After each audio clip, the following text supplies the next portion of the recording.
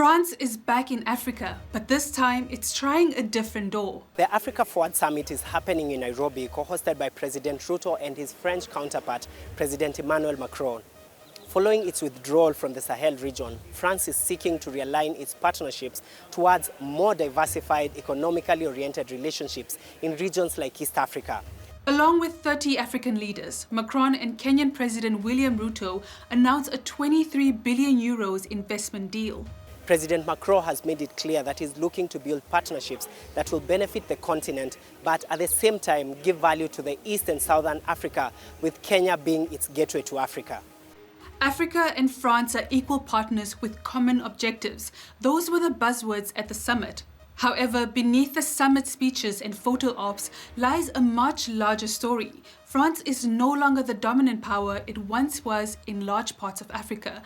Given these changes, could Macron's charm offensive in Nairobi already be too late? Welcome to the flip side.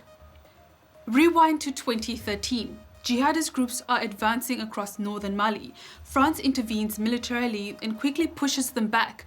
At the time, Paris was seen by many as a security partner, but the mission expanded into Operation Barkhane, a long-running military campaign across the Sahel involving thousands of French troops.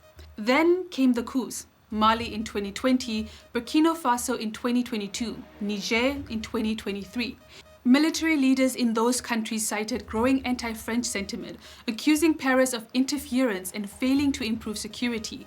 President Macron criticized the coup, labeling the leaders illegitimate and raising the perspective of intervention. By the end of 2023, French soldiers had been withdrawn from Mali, Niger, and Burkina Faso. This marked a significant change after decades of French influence in the region.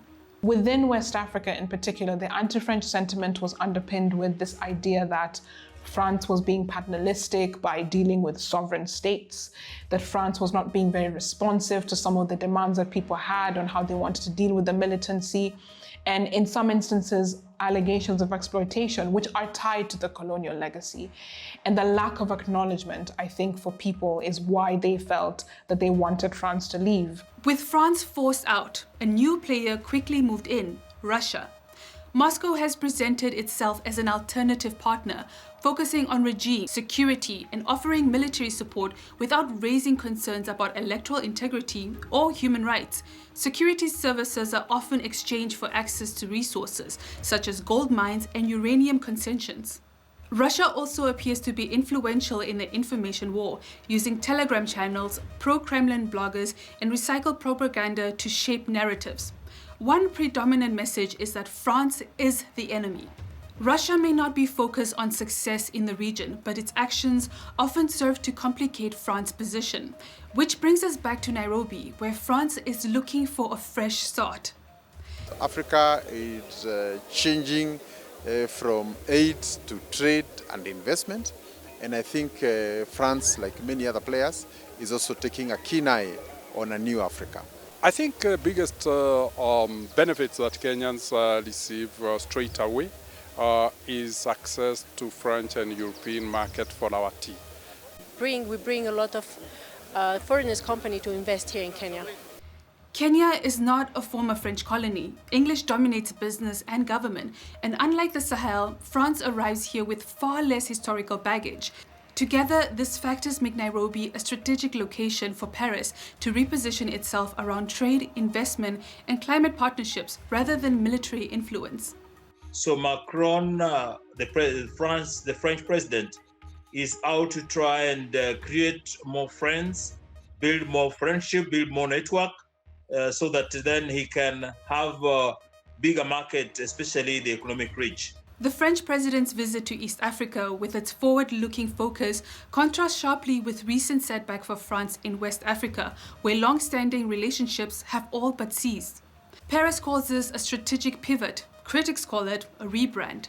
It does feel like a rebranding of how France is positioning itself on the continent. So it's moving away from some of its former colonial powers, security partners, towards countries where it has more of a different footprint.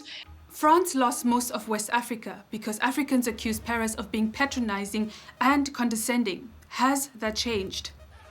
Excuse me, everybody. Hey, Hey!